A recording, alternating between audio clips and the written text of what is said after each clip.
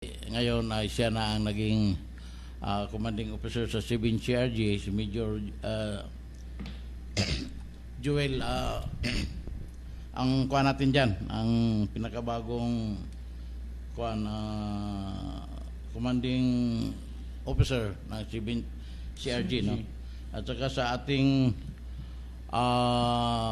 mga PNP, yan ang talagang tinutulungan natin sa ating programa dito sa Bantay Bayan, dahil alam po natin na itong ating non-government organization ay directly tumutulong talaga sa ating mga legal na armado.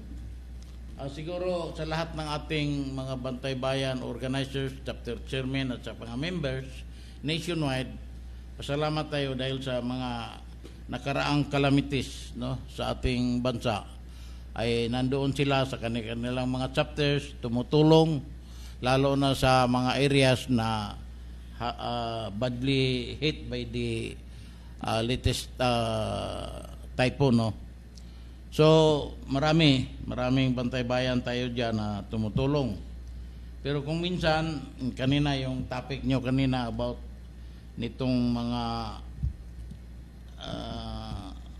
yung babalik na naman sila sa negotiating table.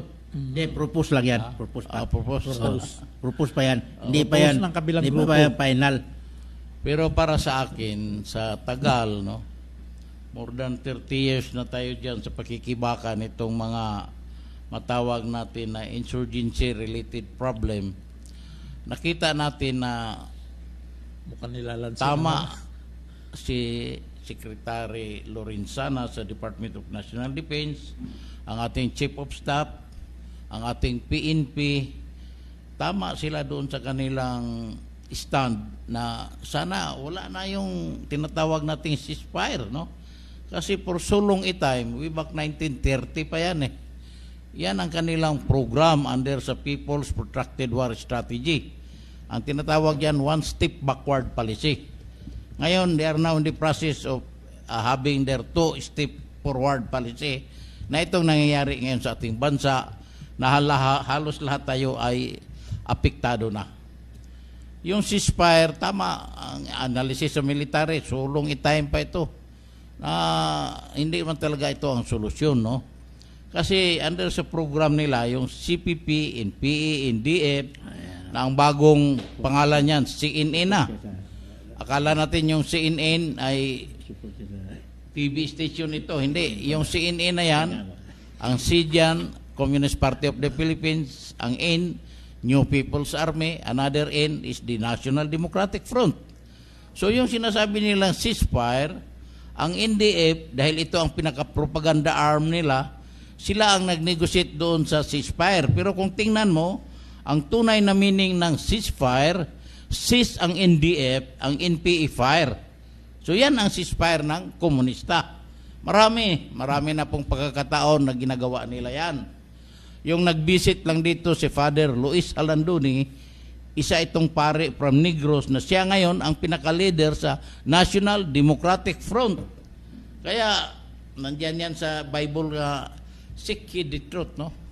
Kasi ang katotohanan talaga, puro pangliling lang itong ginagawa nila. Imagine mo, isang dating pare, ngayon siya na ang leader ng National Democratic Front. Alam niyo itong National Democratic Front, mas matindi pa ito sa armado. Ang armado, ginagamit nila yung mga matitinding armas. Pero itong National Democratic Front, anong armas nila? Yung quadromedia. Ano ba yung quadromedia?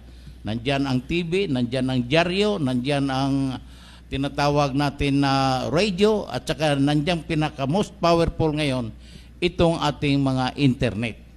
So, yan ang ginagamit ng National Democratic Front dahil lahat ng bansa na bumagsak sa komunista, actually, hindi man talaga ang tactical o yung armadong pagkikibaka, kung hindi doon sa tinasabi nilang propaganda.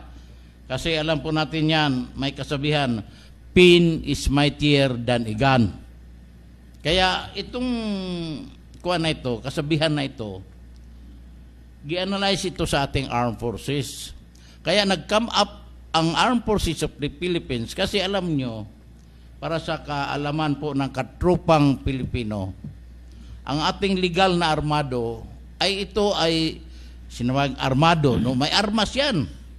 Pero for so long a time, yung ginagamit niyong body count, firearms recovered mentality, ang hindi nakita ng karamihan na napakagandang fertilizer ito sa revolutionary forces. Imagine niyo 20 na NPA na patay. Ay, ganado tayo, lalo na itong military police dahil promosyon. Pero ang hindi natin alam na yung 20 na yan, may 5 anak, 5 kamag-anak, so i-times 10 mo yan, another 200 na na-rebuild din naman. Ang utak dyan, hindi basta-basta dahil gustong maghigante. Na-imagine mo yung 200 na yan, bigyan ng NPA yan ng mga armas, kahit na yung mga armas na sinasabi namin doon sa Mindanao, yung Smith and Waggle, na yung 38 na galing Danau, kukunin yan. Smith and Waggle? Smith and Waggle, hindi Wison. So, i-train for 1 week, pwede na yung mag-ambos. Ambos na. Marunong na, mayroon siyang Smith and Waggle eh. Kasi ang utak niya is maghigante. So, the more ang ginagawa ngayon ni Juma Sison, binubuli nila yung ating gobyerno, lalo na itong military, na magawa talaga ng programa na tawag natin na tactical operation sa ating mga legal na armado. Pero nakita ngayon ng ating Armed Forces of the Philippines, may cooler. Actually, nakita nila ngayon na hindi talaga ang armadong pakikibaka ang pinaka matawag natin na solusyon nitong ating problema sa insurgency. Kaya nag-develop ang Armed Forces of the Philippines yung Uplan Bayanihan. So ano ba yung Uplan Bayanihan? From the tactical mentality, firearms recovered, nag-switch sila doon sa sinasabi nating more on propaganda in terms sa paghikayat sa sambayanang Pilipino, lalo na yung mga revolutionaryong grupo. So, hindi ito propaganda na false propaganda, yung sinasabi nilang fake news. Ito ay real na propaganda. So, simula yung gi-implement ng Armed Forces itong Uplan Bayanihan, maganda. May mga stakeholders tayo na nakikisali dito. So, when in fact, during that time, sa data ng mga armadong NPA, from the peak of 26,000, bumulusok sila hanggang 6,000. Sino ang nakapront doon? Yung local government units. No? Nandiyan, nag-assist ang ating military. Pero more on, ang pinakita nila, yung programa na ipairal yung tunay na programa sa gobyerno. So, ito nga ngayon, napakagandang pagkakataon dito dahil for the first time in history, nagkaroon tayo ng presidente na may political will. Pero sa nakita natin, medyo alanganin itong programa ng ating presidente dahil maraming humihila. Yung crab mentality.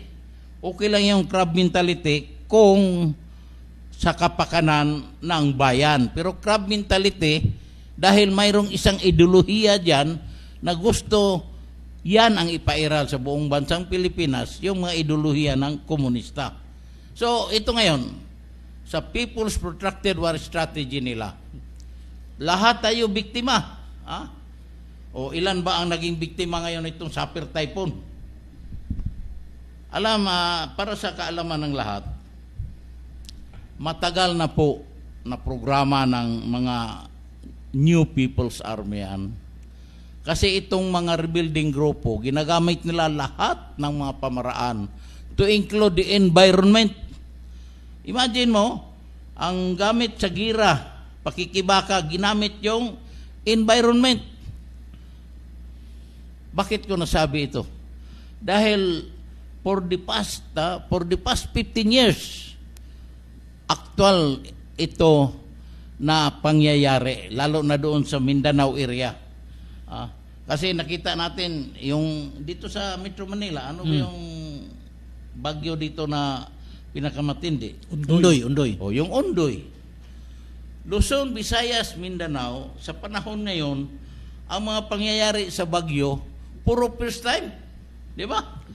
Oh, puro first time. Doon lang sa amin sa Mindanao, lalo doon sa Northern Mindanao, actual ito na pangyayari dahil may mga bantay bayan tayo na dahil oriented na sila sa programa nitong mga kakaliwang grupo, may naglapit sa akin na this was almost 10 years ago.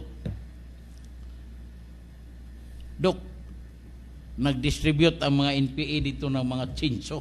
Mga bagong chinso. Oh, yung area na yan, napag-alaman ko, ano yan, purist yan eh. Oh, Virgin Forest yan eh. So napag-alaman ko yan, na ang area pala dyan, mga 120 katsinso ang binigay ng NPA sa mga magsasaka. O ano ang kapalit? Mga lumber. Mga lumber. Dahil yung dalawa yan, nakonfirma ko yan, dahil yung dalawa, Bantay Bayan member natin, sinauli nila yung chinso. Kasi na-oriented na sila eh. So, that was more than 10 years ago. So, sinauli nila yung dalawang magkapatid. So, sa 120, ilan? 118 chinso, umiiyak araw-araw. Pinuputol yung mga forest natin. Ngayon, that was more than 10 years ago na alaala ko ngayon. Hindi lang pala Mindanao, Visayas at saka Luzon, yan ang ginagawa ng mga rebelde, lalo na itong mga NPA. Nagpaluwal sila ng mga chinso. So, yan ang negosyo nila. Yung natanggap kong informasyon na yan, maniwala kasi hindi, this is reality kasi nandyan yan sa sinasabi nating Bible verse na seek ye the truth. Sa Romans yan. John 8:32. Seek ye the truth and the truth will set us free. Ang katotohanan nakita ko, actual ito, hindi ito katang-isip lang. Dahil almost 6 or 5 years after, nakita ko, nagbaha ang Cagayan de Oro for the first time. Nagbaha ang Iligan for the first time. So, namonitor ko dito sa Visayas at saka Luzon, puro first time nagbaha. So, yung protracted war strategy, ito lahat tayo Pilipino ngayon, Luzon, Visayas, Mindanao, biktima tayo nitong mga typhoons. Isa ito sa sinasabi natin na estratehiya ng kalaban ng gobyerno, lalo na itong mga New People's Army. Ilan ba ang nangamatay na sa strategy na yan? Ito lang latest natin. Kasi for so long time, may baha ba tayo sa Metro Manila? Sa mga Luzon area, sa Visayas, halos ang baha ngayon lang dahil wala na ang ating mga forest. Bukod yan, kalbo na rin ang kwan, ampaw na rin ilalim. Halos lahat ang kwan. Yun nga ang isa, kasi ito, bago lang nangyari sa atin. Dapat lang ay mamulat tayo sa katotohanan. Pati yung mga rebuilding NPA nandyan sa kanayunan ngayon, itong ginagawa ninyo, hindi nyo alam, pamilya mismo ninyo naging biktima na dahil nalansa sa mga baha. Ako may record ako dito sa mga 1991 pa ito. Doon sa Ormoc City, di ba? More than 8,000 ang namatay doon dahil nagkaroon ng massive flooding. That was 1991 pa. Doon sa Ormoc, yung bagyong Tilma at saka Uring. Pagka 2004, dito na naman sa area ng Bicol, Bicol, Manila, yung isa 1,800, Bicol, Manila ang casualty. Dito sa Luzon area, 1,500, General Nakar, Infanta, ang daming bagyo nitong dumaan sa atin, sa Samar, sa Central Philippines, Central Visayas, Panay, Northern Mindanao. Puro thousands ang napinsala, nangamatay dahil sa baha. Pero ito, iwan information ito, nakuha ko. Ngayon, na-monitor ko, Luzon, Visayas, Mindanao pala, yan ang ginagawa ng mga rebuilding grupo. Dito sa Metro Manila lang, for the first time in history, nagkaroon rin tayo ng massive flooding. So, isa yan sa ating binibigay na informasyon dahil alam ko itong mga rebuilding New People's Army, Pilipino rin ito, may konsensya rin ito. Dapat lang tingnan ninyo dyan, simulat sa pulpa yung pagka-organize ninyo way back 1990